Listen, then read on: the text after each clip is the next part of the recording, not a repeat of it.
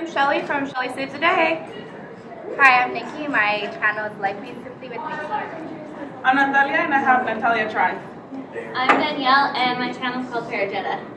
And I'm Amara of Amara in Seattle and 2 other channels that have similar names. All right. Could I have each of you tell us how long you've been making YouTube videos? So we'll start again at the end with Shelly.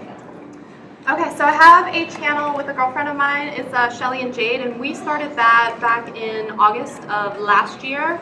And then we both have done other channels as well. So I started my individual channel in January of this year.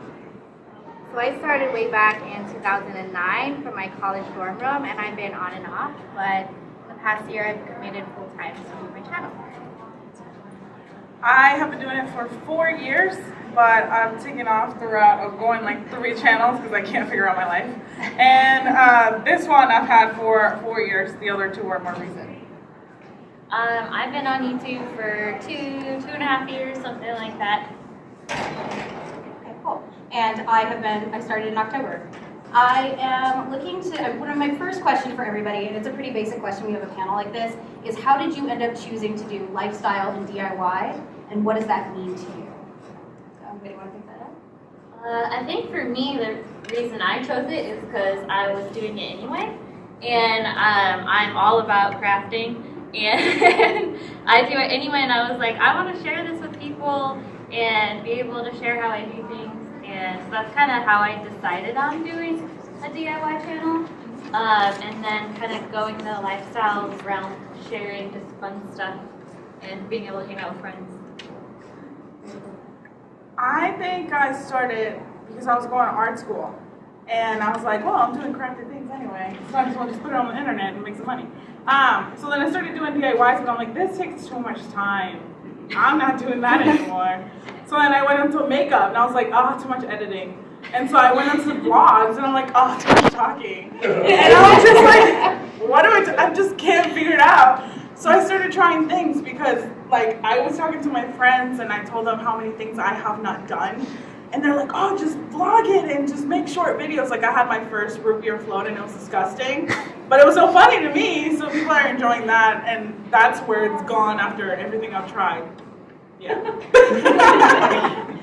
For me, DIY started when I was in college. Like, it was my creative outlet. And I was on a budget, so everything was really budget friendly. So I've always been like a DIY channel, and I think like changing to lifestyle just changed like when I became a mom. Just more lifestyle videos just worked in because I could do a little bit of everything to like help anybody who's like in college, or people who are just becoming a mom, or people who are like just moved into a new place. So I like lifestyle because it encompasses like all the different things that I like to share on the internet.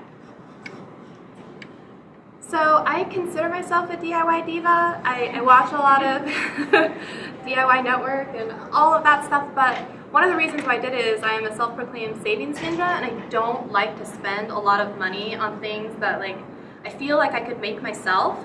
So sometimes I will make them because it's just a lot cheaper to do it yourself, and like it's like when you want to look kind of bougie on a budget, that's kind of sometimes what I was going after. And then lifestyle just kind of came in because I was like, I cannot just stick to one thing, and that's why my channel is variety and about lifestyle and everything else, because like, I can't figure out, you know, I have 4 different types of things, and I don't want to have 4 different channels. And I was saying earlier, like I want to have one channel, and it's going to be about my life and what I like.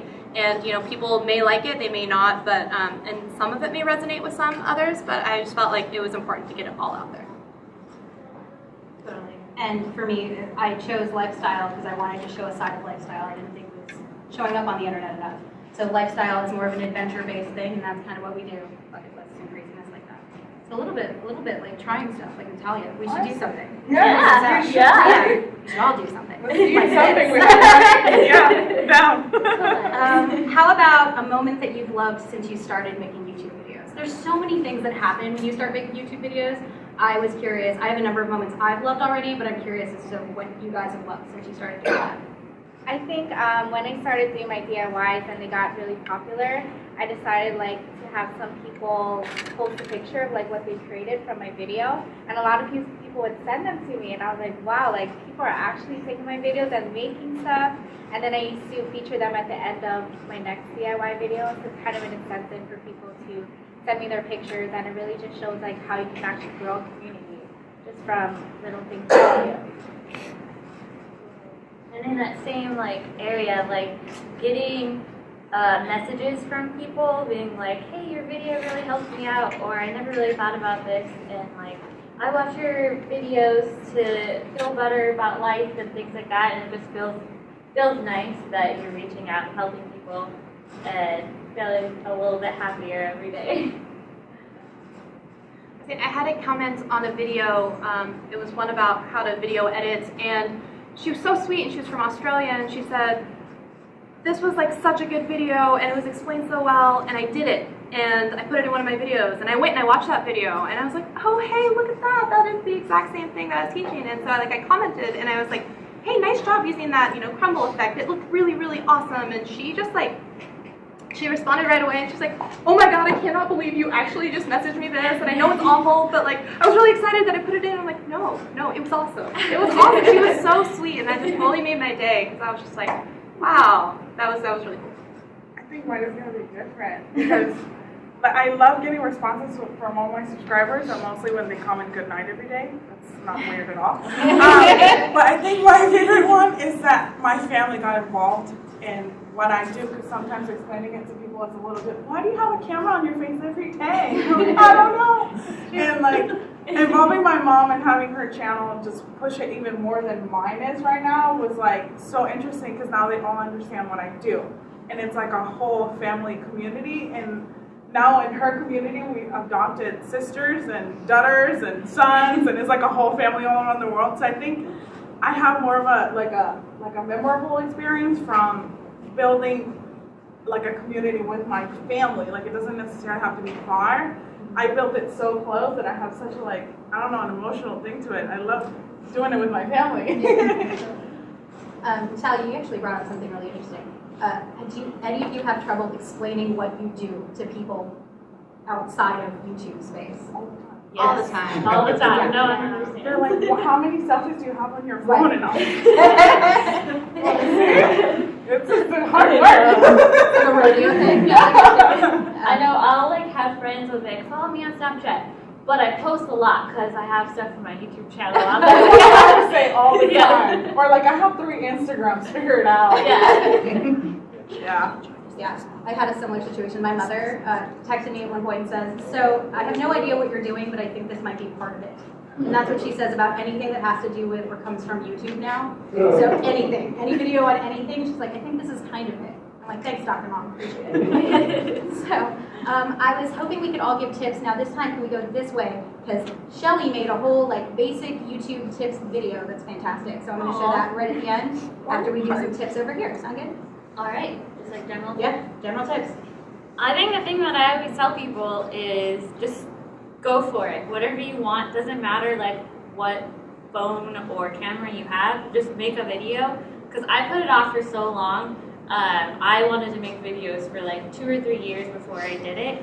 And because I was like, I need the best equipment, I need that. And my thing is just make it. You can always take it off later if you don't like it. And I just tell people jump in, like it, and comment on people's videos so they can find yours, and just jump into it. Mine would be 2 things. First, be yourself. There's always a person that is going to connect to you. So don't be like, oh, I like watching this YouTubers and so I'm going to be like them. No, just embarrass yourself, do whatever you want to do, because people will connect with you. Somebody will find you and they will be your friend no matter what. And then the other thing, I would say, don't be stuck in one thing if that's what you think you're going to do, like I did, because I've been stuck for 4 years. Don't do that. Just try whatever you want. If you want to do a video with fishing and then the next one is how you do your nails, do that. Be happy. Just do whatever you want to do. I think that's true. Make videos about what you're passionate about, because you can't fake it, because people will see it. People will see that you're trying to be fake or you're doing things for products. So just do videos that work with what's going on in your life. I mean, when I came back to YouTube, I tried to stay in the beauty fashion space, but I really actually didn't want to spend money on beauty and fashion because I was a mom now. And I saw, my subscribers go down because they started doing more mommy or at-home videos, but, I had to stay true to myself, and I gained my subscriber count back up because it's a whole new demographic now. So really, do what you want to do because you can't fake it. And for growing your YouTube channel, I think the most important thing is like staying consistent. And that's how people will keep following you because they'll get to know you more and be really genuine in your videos, make connections, take time to comment to people, really like ask them how they're doing because you want to make your channel feel like a community, and that's how you keep your subscribers and then you keep growing your subscribers from there. All right, Shelly, you want me to hit play? Alright, so here are some things I wish I had known when I was starting YouTube. I am a newer YouTuber, and so there are definitely some people here, a lot more subscribers, but here we go. Number one, define your purpose. Are you a business? Are you trying to get customers? Are you educating? Are you entertaining? What is the reason why you are online? You need to have a reason. There are good reasons and bad reasons to start a channel. If you think it's just going to be a free product, you're going to be making lots of money, you're going to have a viral video, you're wrong. Okay, it's a lot more hard work than you think. It's a lot of hard work in the beginning, and you have to keep going. Okay. Number two is going to be, you have to find your tribe. There are a lot of Facebook groups out there. Find videos that are already in your niche of things that you like. Start answering questions. Start providing feedback. Start actually communicating with the people that you want to grow with. It doesn't make sense if you want to do car mechanic stuff to go onto a beauty video and start arguing with people. Go find your people that you actually want to talk to. I mean, you can, but you want to get out there so people start recognizing your face. Okay? Determine your schedule. You should already have a content calendar. You should know how often am I going to be posting. You need to be consistent. Consistency is so key. When you have enough subscribers to be able to go live, throw in a live video that will up the number of videos that you're putting out per week. But it's really, really important. Try and release once a week. Be consistent. People want to know that you're there for them and that you're going to be there week after week. Fear of Gary, you hear this a lot. I can't start YouTube until I have a nice camera, until I have a ring light, until I have a better voice recording, until I have a computer. That is all false. Just do it. Use your cell phone if you have to. If you're not good at editing, you're going to have to do it all in one take, and you may have to do it a few times, but that's how you learn. If you want to do voiceover, use voice memos on your phone. Use natural daylight. It's free. All of that stuff, you don't have to know how to edit right away. You can learn that all later. You need to know what kind of style you're going to have. Don't go out there and be Philip DeFranco if you're not Philip DeFranco. Emulate him if you want to, but try and be yourself, because people can see when you're being completely false. They can see if you're not passionate, if you're not into it, if you're just doing it for a product endorsement, if you're doing it for the wrong reasons. They can see that. Be passionate about what you want. If you're a Game of Thrones fan, if you're a Harry Potter fan, talk about those things. Don't talk about things that you don't know, you don't love, you don't like. Batch shoot whenever possible. This is going to help you out in your life. Sometimes kids get sick, sometimes you get sick, sometimes you go on a vacation. All you have to do, change your shirt, change your lipstick, put your hair up in a ponytail. All of a sudden, magically, it's another day. And they don't know that, okay? So try and do that. Record at least 2 videos at a time. Don't waste the daylight. Don't waste your setup, any of that stuff. This is going to help you so much. Just edit those videos as you can, get them out. Done is better than perfect. Perfect does not exist. It is a complete farce. If you think it exists, it does not. There's always a director's cut, and then there's a theatrical release because they cannot figure out what it is that they want to talk about or what they want to show. So go execute 100 videos, and then you'll see what it is. Go be a practitioner. Go out there and just put those out there. Done is better than perfect. Perfect does not exist. If you try and wait, you'll never get a video out. Are you publishing the right way? Are you using free things like vidIQ or TubeBuddy so that you can get keywords? Are you using your tags correctly? Are you making sure your description box is actually accurate? Are you using thumbnails that are attractive? Are you using PicMonkey? Are you using Canva? Are you using Keynote? Whatever it is, are you doing that? Are you releasing natively across the platforms and not just dropping a link? Because that can have problems later. You don't want to do that. Gotta be prepared for the haters. People will say, you can be the juiciest, sweetest peach out there. There's someone out there that doesn't like peaches, right? And so you have to take the good with the bad. There is more good than there is bad. You can, block the hateful comments. You can report the harassing ones. And you're going to also have to understand that sometimes your friends and family, they may not understand what you're doing, and they also may not support it. And that one hurts. You got to move on. Sorry. It's a tough one. That one's a hard one to swallow. Always be learning. It's hardest at the beginning. You have to know so much stuff. You have to know how to edit. You have to know how to shoot. You have to know about lighting. You have to know about, film and picture editing. All that stuff you can learn later. Don't let that stop you. So you can watch more tutorials on how to do better editing. You can watch one of mine. You can, you know, talk about lenses. You can talk about gear. You can talk about upgrades. That's all in the future. Just go execute. Give back to your community. You need to give before you take. Okay, so there's a big difference between saying, hey guys, I just posted a new video, go check it out, versus, hey guys, here is a camera lens I really, really like, and if you're interested, I have 2 more in this video if you are interested in watching it. There's a big difference. Don't push your audience into it. Pull them in, because it's just answer their questions, answer some need that they have, but don't sit there and do it the other way around. Next, ignore everything I just said. It's your channel. Do whatever you want to. Make your own rules. Okay? Like, do whatever you want to. But most of all, do what you are passionate about. Have fun. That is the biggest thing. And last but not, do not worry so much about the numbers. The numbers will come. The views will come. The monetization, if that's what you're worried about, you shouldn't be. But it will come. You will find your way.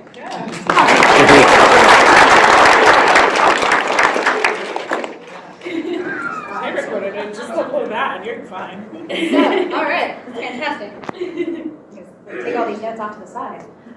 So one of the things I'd really like everybody up here to do that we haven't done yet is, could you guys each pitch your channel pretty quick and explain to everybody out there exactly what kind of lifestyle channel you do, or what kind of DIY channel, or DIY and lifestyle, or whatever that means. My channel is all about different DIYs, from food to Pinteresty style things. I love to make things for my apartment, things I can share with people. Lately I've been making like sweet foods because I have a super sweet tooth, but I'm making them healthier so you can eat them on a daily basis because I love to eat. So my channel is mostly about food and DIY and fun stuff. Mine is pretty much what my name says. I try anything. Like, well, something that is not going to kill me. But what I want to do is that I don't want to waste my time just being bored. So if there's food, if there are activities, if there's anything that sounds fun and people are going to laugh at my pain, I want to do it. And I just want to make people smile and then, you know, try not to hurt myself. That's pretty much it. Some good DIY advice overall. DIY, do it yourself. Just go try it. How about try it yourself? Go try it yourself. I like it. There's a shirt right there. See? Easy. There you go. There you go. I gotta get some, like. You need to get some of that money, Some merch. Okay, so my channel is called Life Made Simply with Nikki. So it's pretty much, I share my tips on how to make your life more simple, and that includes like how to budget at home when it comes to groceries, or how to DIY, like make your own home decor, how to organize your kitchen, under your bathroom sink, small things like that. But it's pretty much for, I started it to help people in college because they're on a budget, they want to budget their money, they want to have a nice organized decorated dorm, so it started there. And then as I became a mother, I took those budgeting to like groceries, to household management, and I still love doing home decor DIYs. Home decor is something that I'm trying to grow on my channel as well, just like little things like IKEA hauls, or how to set up for dinner, something like that. But I also do some motherhood videos, so some mom tips, some mom hacks. Those are really fun because I do have my daughter do her little cameos in there, and she helps me with little kid DIY. So my channel has really changed, but it's actually more fun to have like my daughter and my family involved too. Curious to see what's in the February boxy charm? I'm showing you 5 different ways to transform an old t-shirt into a new treasure. Today I'm taking the plunge and I am tattooing my eyebrows.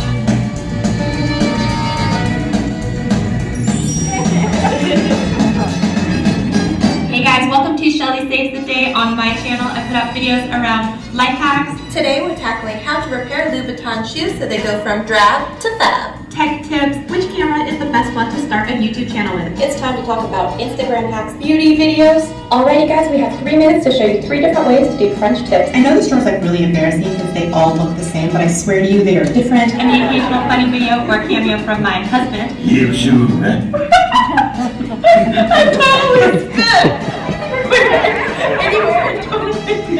You might also get a cameo from one of my cute dogs. They're crazy.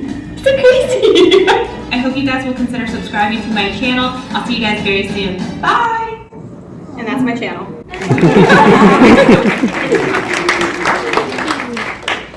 Nikki, do you want me to show your slide up here? Let's do that so you guys can see. Nikki also created a beautiful slide for us to check out. Kind of displays all the stuff that she does. Yeah, that's my little girl right there eating her breakfast. And she shows up in the videos every once in a while, Yeah. and it is like the light of my day. Or you I don't can have a just kid. hear her This like is cute. playing with her toys in the background and like. Every time I talk to somebody that's thinking about making a YouTube channel, they're like, I'm worried about haters though. Like, I'm worried about what that's going to do to my life and how that's going to feel. So, experiences, thoughts, how do you deal with that? I don't. I literally leave them there, and they like fight on their own. Literally. I have a video there where they're like, oh, you just look so fat. And then you can see like 10 other comments are like, she's not fat, she's this. I'm like, I'm just gonna leave you there. You're increasing my views, that's all I care about. Bye. So I really don't worry about it anymore. And people are like, oh, aren't you hurt? They're hurting you. I'm like, no, why? I know I look good. I'm fine.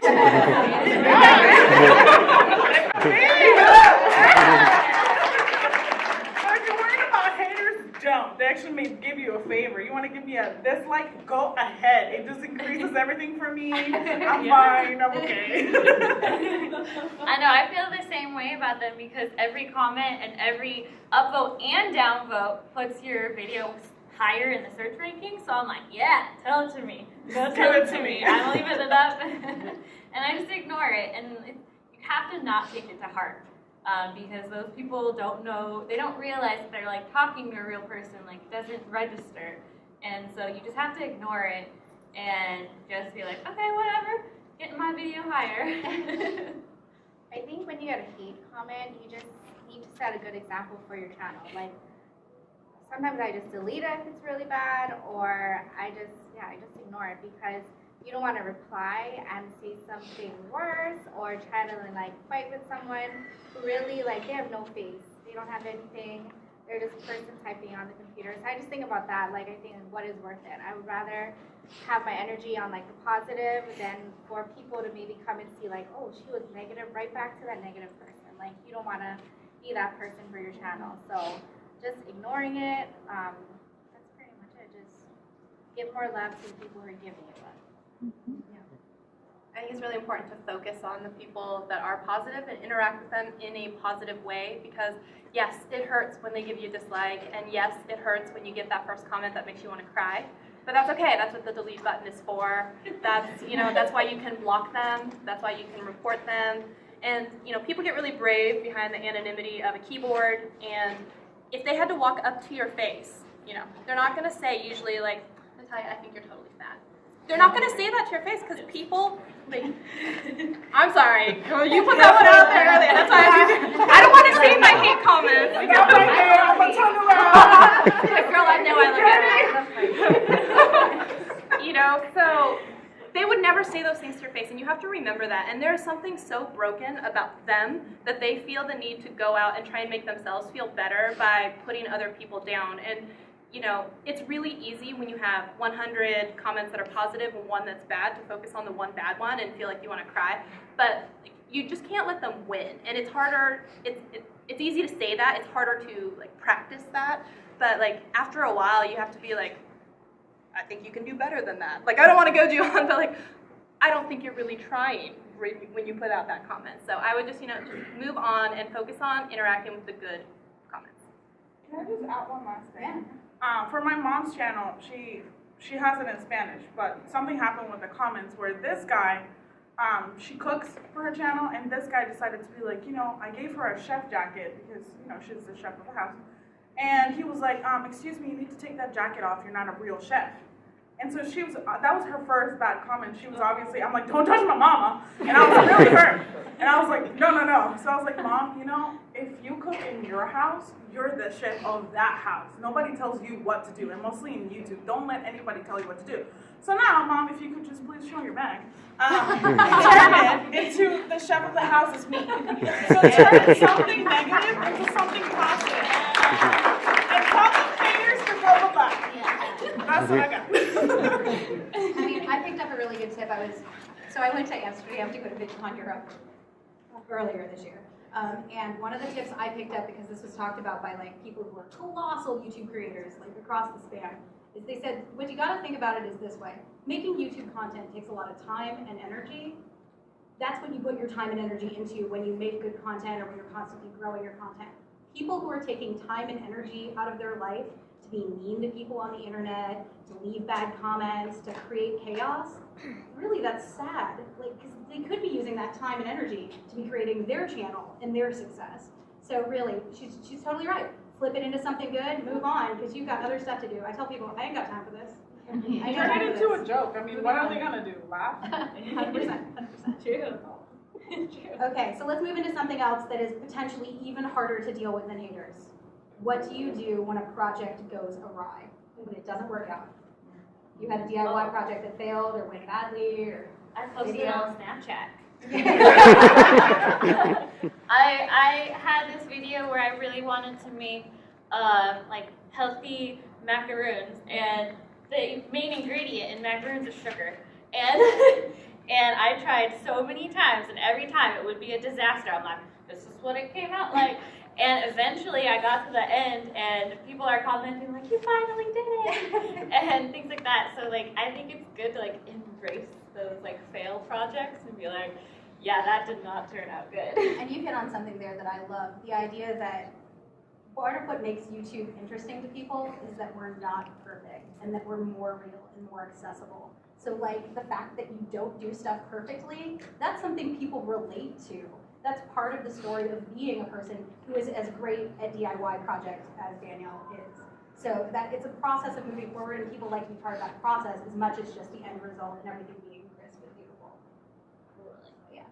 I think for mine, I just post it. I mean, if it goes worse, then, I mean, what can go wrong? They laugh. Like, they're just going to have a good time. They're going to laugh at my pain again. And then I'm just going to tell them what not to do. So instead of like, hey, girl, this is how you do an iPhone case. You're just like, here's how not to do an iPhone case. And then you just kind of turn it to the point where you know it's going to be catchy, but at the same time, you did, like, the video doesn't necessarily go to waste. So you can still use your things, but maybe the title might change. Maybe, you know, the idea might change, and maybe it will come out better. Who knows? I think that's true. Like, I used to be obsessed with like making my videos so perfect. And this was before I had my baby. And then after, I'm just like, sometimes you see her little foot run into my little, like, I'm trying to like make some homemade like detergent, and she comes and she's like pouring bubbles in there. She's like, bubbles! And I'm like, no. But I think that's what people want to see. They want to see that you're real, and that, you know, that not everything is going to go perfect. Like, sometimes I'll make something DIY, and then later in the video I'll edit it and say like, oh no, actually don't do it this way. I found out I have to do it this way. So it kind of shows them that you're real and you're genuine. You're actually trying these things, and then after that you're showing them how. So you're like the real tester. Like, you really want them to trust you and to like make sure like you're the one testing it and showing them the right way. But honestly, things don't go perfect a lot. Like, so you'll hear my baby screaming sometimes behind. Sometimes she comes as I'm talking on the chair and she goes, Mom, shh. I'm like, don't tell me shh. She's like, Mom, shh. But I sometimes put those little edits like on my vlog channel, or I put it at the end. But those are just like some really priceless things that you can capture, and it can make your channel feel more genuine.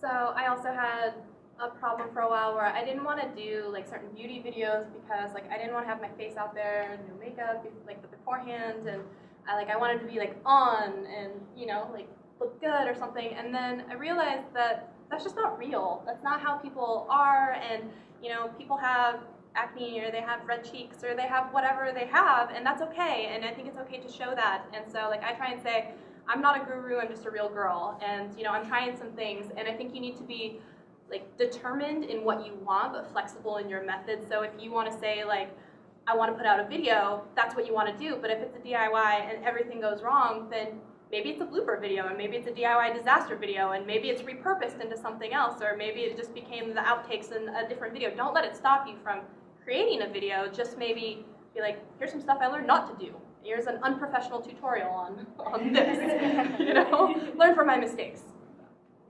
Did you find it really empowering when you decided to do that video without Oh God, no. No, It was scary, but I did it. I did it anyway. I found the first time I did that, because I was doing Vlogmas, and because there's such quick content releasing for that, I was really concerned about it, because I'm like, I don't have time every day in December to do full makeup and go do interesting, crazy December stuff. So deciding not to do that the first time, I was like, well, we'll see. We'll see how bad this goes. And you know what, honestly, after a while, I was like, but this is the story I want. This is what I want, like, young people to see. Like, I want them to see a world where people aren't perfect all the time, but they're still aiming at doing things, and they're still moving forward. So I found that really empowering. All right, we're about halfway, a little bit more. It's time to take it up for questions. Anybody have questions you'd like to ask? Anybody? Anybody? You're up. With the adpocalypse that's going on right now, I know that's hit my channel like a ton of bricks falling out of an airplane. Have you guys advertised your channel at all? Have you got into AdWords and done any of that to actually get more content to your channel? That's something I've been looking into a lot lately. Can I jump in? Yeah, please do. I don't care about adpocalypse at all, and I know some people like absolutely do, and a lot of the channels are being hit really hard, like maybe some of the news channels or things that like where a lot of the boycott. If you guys don't know what that is, it is like a lot of like Google's lost $750 million from advertisers pulling away because they don't want to have their content in front of questionable things. They're trying to teach them a lesson, and so YouTube has also moved quickly and tried to make some rules like you can't monetize your videos until you have at least 10,000 lifetime views. So there's some changes that are happening, and for me, I don't even have monetization on my channel at all, and I just have to come back and say, like, diversify, because if you're waiting for me personally, like, I don't have a ton of views on all of my videos, and if you're waiting for AdSense, if you're lucky, if you get, like, maybe 1,000 views and you maybe would get $1, you would need, you know, thousands and hundreds of thousands of views to be able to collect a paycheck, because YouTube also doesn't pay you until you have at least $100 per month in your account. So for most small channels, we were never hitting that threshold anyway, so it wasn't that big of a deal. And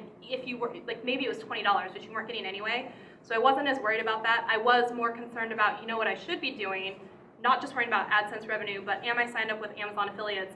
Am I signed up with Reward Style? Am I signed up with Magic Links? Am I signed up with other things that could, Patreon or other things that could make me money? Because even, and there are some channels that have been hit really hard, so I'm not going to say that there haven't, but I think it's a good wake-up call to say, like, let's go out and find other streams of revenue, whether it's merchandise or whatever it is you choose to do, or selling an Etsy shop. I just think there are other ways to make up that money, personally. Yeah, and I would jump off of that too. I know when I started, I wanted to make sure that AdSense was not my main source of income. So like I made more money selling my merchandise than I ever will on AdSense. So it's good to like diversify and like have things available for people. And if you create a great community, then people will pay on Patreon to support you because they like your content and they want to see more of it. So I would say you would want to focus on those outside things rather than AdSense, because it's always going to be fluctuating depending on what happens with different advertisements and stuff, and you can't control it. The one thing that I would say is that make sure you have a strong connection with your subscribers, because when it goes to be like, I'm advertising this and they're paying me $1,000 for this video, let them know. Don't be scared of it. Just be like, I'm sponsored, and then they'll be like, all right, cool, we get it, you're getting paid, that's great. And then that's how they know, like, I'm getting paid, I'm still putting my videos out, because sometimes I'm going to use my mom's channel, for example.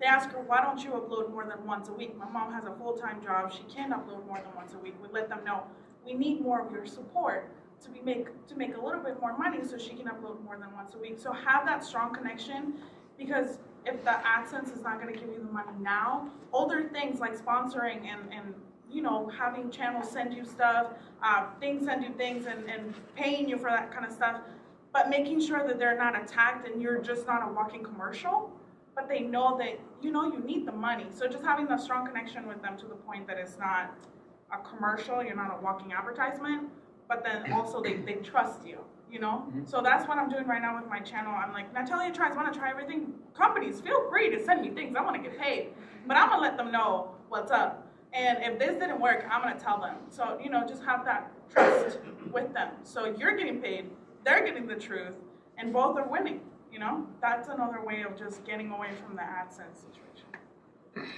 Yeah, I've never personally put any money into ads or like promoting my channel, which is really great because I know a lot of people now are like, you know, buying follows and subscribers and stuff. But I think just generally building a genuine channel is really important. And if you're talking about like more sources of revenue, like if you're really taking it seriously, just treat your channel like a business. You know, like talk to brands, and like not all brands are gonna give you money right off the bat, but you can be compensated in product, and that will help support your channel. And I like to do some products here and there. I don't like to make like all my videos all sponsored, you know, just make it really genuine. And sometimes if companies, I really like to work with small companies like who don't have a lot of money to give, because I want to help see like small businesses grow, especially when you're talking right to the owner and they really want you to help promote their product and they're really passionate about it. And I like to help, and the only thing I ask is like maybe if they can get a coupon code for my followers or like a giveaway, and that helps everybody, you know. It gets the product out there, and then my viewers love that there's a giveaway. So those are just like different ways that you can like get revenue, even if it's not monetary. You can get products, and then that'll really just help form a greater connection to you and your subscribers too if you do like coupon codes and giveaways. I mean, I try to think of it as it's a form of art, right? We found YouTube and it's a new form of art. Not totally new, but it's still learning its way. And as art has always been, it's a revenue question mark, right? How you find your path is the path that you find. But I've seen wonderful things happen as a result of people talking to different companies and coming up with things, or even teaming up with each other and coming up with cross products. There's so many things you could do there.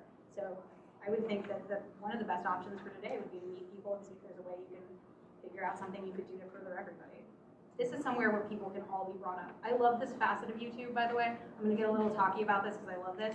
It is a place where we don't have to fight each other, right?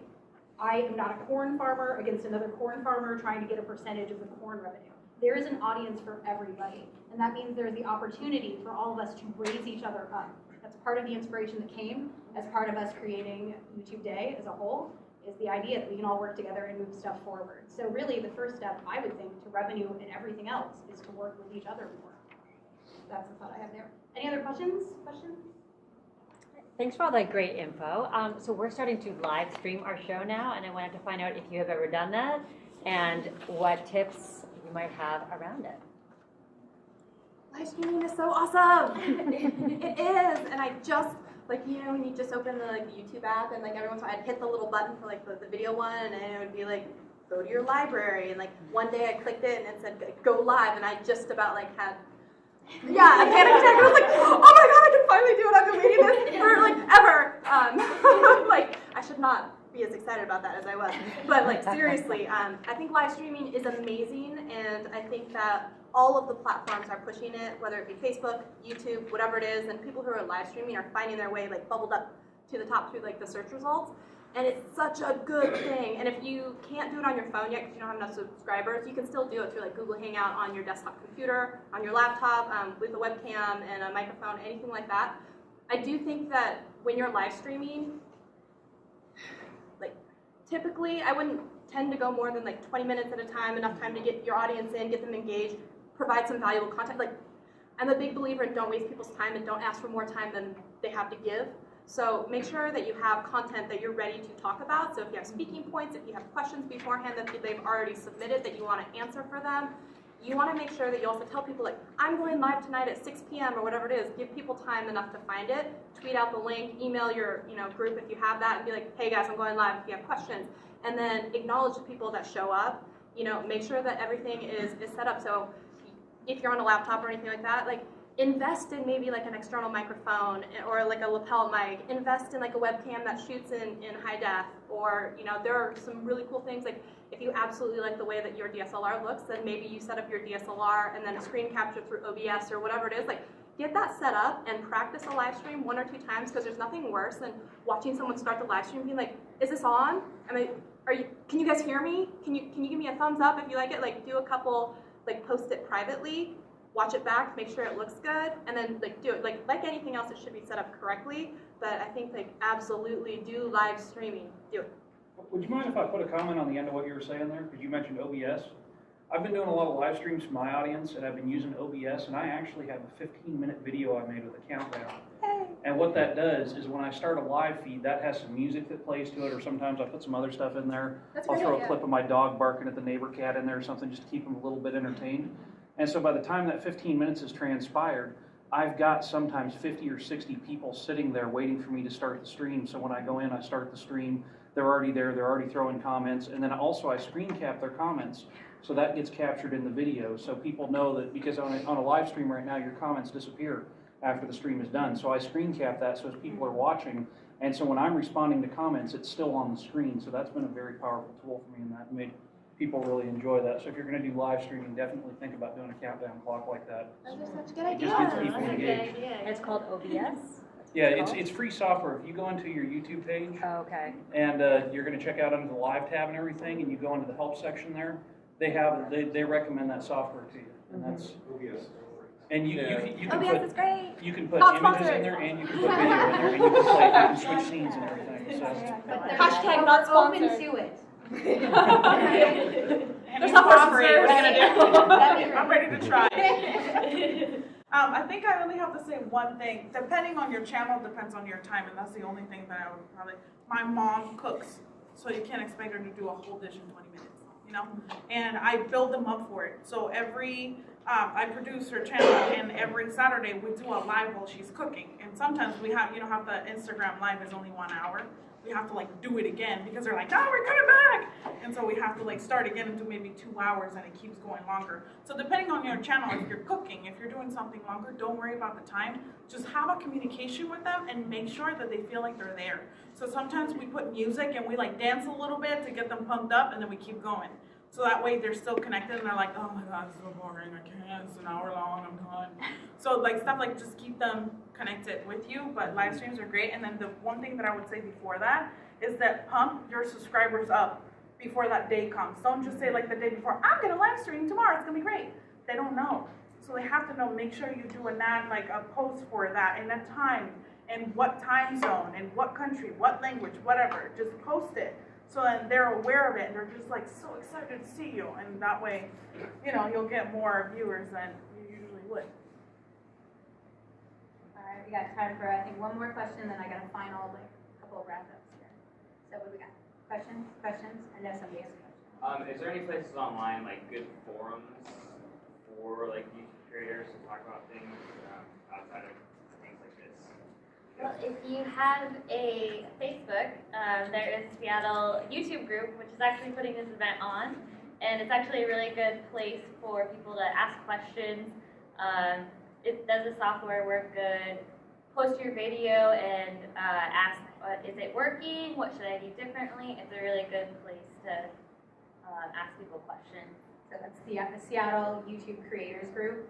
And one of the things that's really great that I'm going to kind of highlight about this group on Facebook, as opposed to a lot of the other YouTube groups I'm part of, is we're pretty intense about cutting spam out of it. It's not just posting videos just to be creating that constant flood of people posting videos. We actually want everyone who posts something as part of that group to move things forward or to have conversations. So really great stuff bubbles out of that, like this.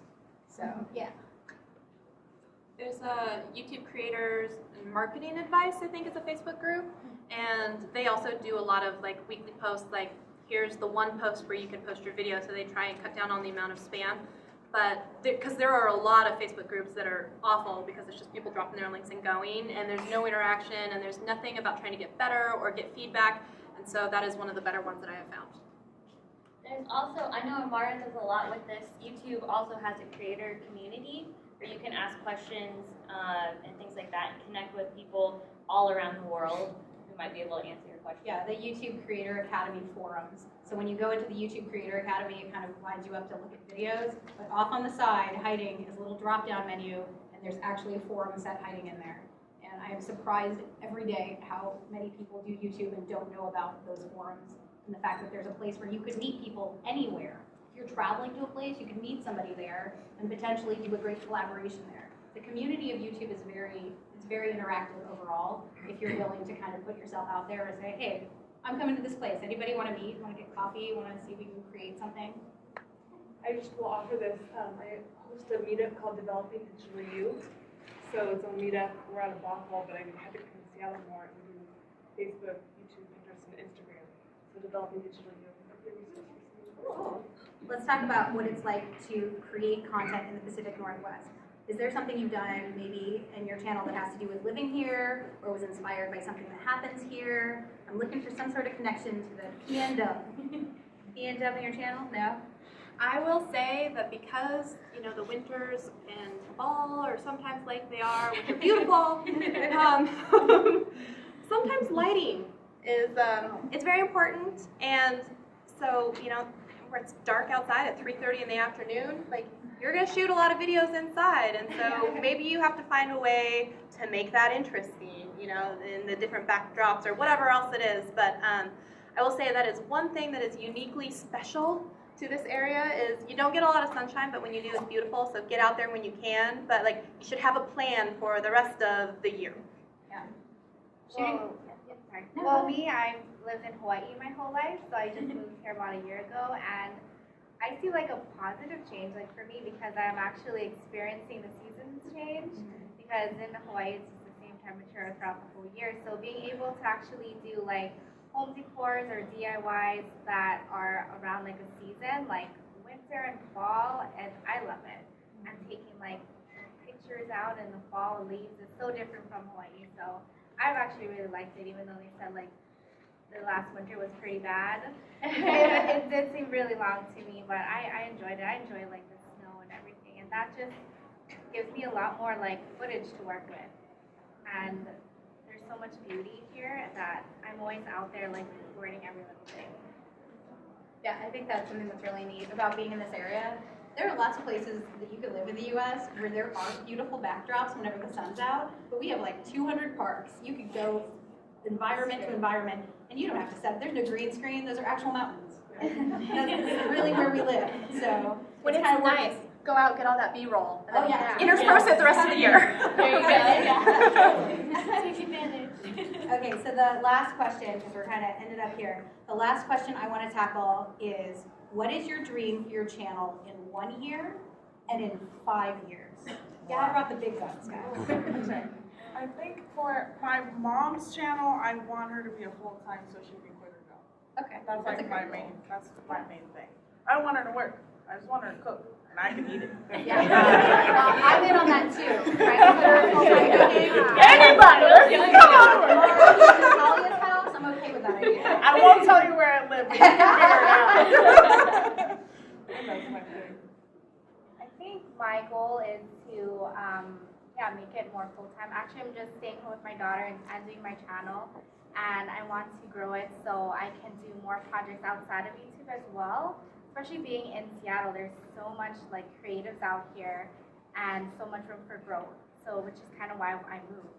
I wanted more for me and my daughter and for my channel, and I wanted like work outside with brands, maybe like do some DIY workshops or like mommy workshops, and just be more involved in the community and have my YouTube channel, you know, be part of that as well, and then my YouTube can take me to like bigger and better things.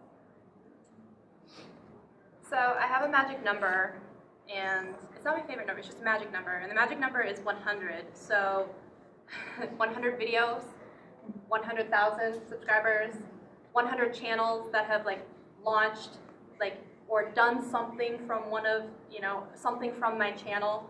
So like the influence of 100, whatever it happens to be, like that is like what I'm chasing, and like, that's the ultimate goal. And I would love to be a full-time YouTuber and have that be my job. But 100.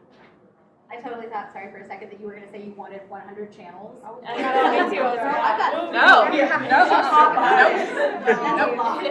videos. I guess for me, one of my biggest things that I want to start doing more is I had a craft day where some of my subscribers could come and we could craft together. We did a project, make a video about it, and kind of work together. And so I want to be able to make more craft days where more people can come and hang out and meet people who are just like them and make new friends. That's my goal.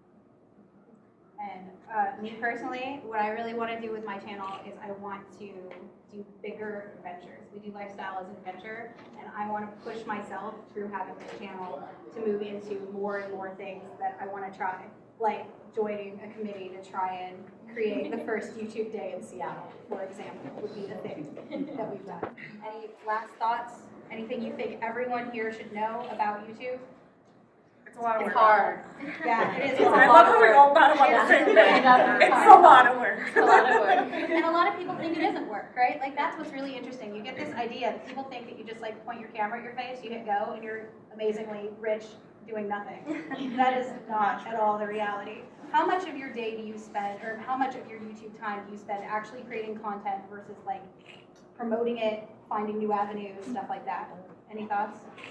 So I say 20% of it is video creation. The rest is like meeting people, pushing those things around. Yeah, cleaning totally. hair. If I film for 1 hour, I'm editing for 4 to 6 hours, and then I am going to each individual platform and writing a description and uploading my content and responding to like 100% of the comments. And so there's so much more that goes outside of after you hit record that people don't always think about, and you'll spend the majority of the time doing that. Yeah, some people think if you're not filming and editing, then you're not working. But you're actually like on all your social media, promoting, doing scheduling posts, writing emails, responding to comments, talking to brands. You're doing a lot of things. So Learning software. yeah, you have to learn everything like on your own, like how to edit, finding the right music that's not copyrighted. There's like so much that goes into it, but I think like each video is like it's a whole project in itself. And I think that's how a lot of creators feel, like each video is like their baby, that they've come up with like one small idea and then made this whole production. And some people just see it like, oh, it's just one of her videos for the week. But it actually puts so much time into making it and promoting it. We've got one question back here. Yeah, if you All don't mind, I was just wondering if you could talk a little bit about how you built like a distribution strategy for your content. It's something I find really difficult to start thinking about. I can tell you, I think one of the things I've seen consistently be good in the case studies I've run, I've run case studies, is that one of the things I've seen be really consistently good for people is for them to utilize the distribution that they naturally use. So you're creating content that's authentic to who you are, right? But you also want to create relationships with people that are authentic to the way you use technology. So if you Instagram hard, like you want to YouTube Instagram hard. If you have those things, because you already speak that language, you're part of that community. So that's a big part of how I set up and have continued to set up my thoughts on that, is to utilize the things I do natively to who I am. Thoughts? I would study what kind of channel you got. So sometimes we think that we can do just, whatever our heart desires, but sometimes we need to know what kind of people we're talking to. And studying is not bad. Just study your audience, see who you're talking to, see the ages, see what they like, see what they don't like, and then from there on you can sort of plan out what you can post. So like sometimes what I do for my mom is that whenever I go out and eat, I just save all those photos of my food and then, save them for later. I'm not eating it that day. But I know what kind of food they're liking. They love fried food. That's their jam. They don't want to see salads. That's not happening. They want to see fried food. So whenever I go, and I just save them all on my phone, and then I just keep posting it. So just study your audience, see what's happening, what they like, and then keep posting that kind of stuff because they dig it. I know for me, I have, after I've kind of researched that kind of stuff, I have a little checklist that I have on my computer, and I just check it off as I go so I don't forget anything. And be like, okay, yeah, post this on Instagram, post this here, post this there. And that way, once you have it all figured out, you don't always have to be thinking about it constantly. You can just check it off, and you're like, my work is done. And write things down, really, because sometimes you will forget everything. So just write it down. So that sounded like a great idea, and then maybe the next day it might not. But maybe you'll go into something great, and you can keep going off of that. Write everything down and see what you can use in the future. I think the idea of checking things off makes a lot of sense too, because we think about you have a YouTube channel and then you share it this way. But the truth is, as times are changing, you have a YouTube channel and then you have Facebook people who are their own thing, and now that Facebook does so much video, that's kind of its own thing. And that's really good for the diversifying of brand, like we were talking about in general. So you kind of have to make sure you hit all of those places, not just because it's good for making the YouTube work, like YouTube videos work, but also because it's really important not to miss your audience that hides in various places across your brand. So, I love that idea. I'm gonna go home and write checklists. I think you need to think about, if you think about all the online places, you know, it's kind of like a big network. So you've got, you know, Instagram and Twitter and Facebook and YouTube, and those are your ABCs, NBCs, and like there are different audiences for each. Like people on Pinterest, they don't want to watch a video in widescreen because what they want is an up and down, because that's the way that like Pinterest natively goes. So you need to know a little bit about your audience and what kind of stuff they want to see. Like if I'm on Pinterest, I don't want to watch a video in the middle of it. I want to see the pictures 4 in a row of the smoky eye or whatever it is. And if there happens to be a video at the bottom, then maybe I'll watch it. But I'm not going to shove the Pinterest video there, because that's not what that audience wants. So I think it's a good idea if most of you are editing in like iMovie, Final Cut Pro, whatever it is.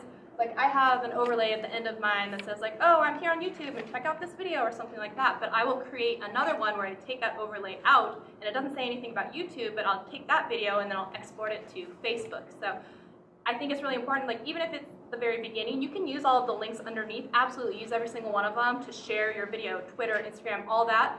But it's more impactful if you think about the way that that audience wants to see that content. So Instagram, you know, a lot of the times the video doesn't have sound, and that's by default. So is your video interesting enough that right away that they would want to hit the button to hear sound, or can they watch the video and get the gist of it without having to have sound, because sometimes they're not in an area where they can listen to music or, you know, like a whole talk through. So maybe you want to think about that, and maybe you want to create a 15-second, 30-second, like I make a tutorial that has no sound that is on Instagram with a link to your video to YouTube. It says, if you want to check out how I did all this, come over here. But you need to respect the platform that they're on and the way they want to consume content. That's really important. Well, that's about it, team. I want to thank you guys so much for being on the panel, and thank all of you guys for coming and being part of the first panel on the first DIY.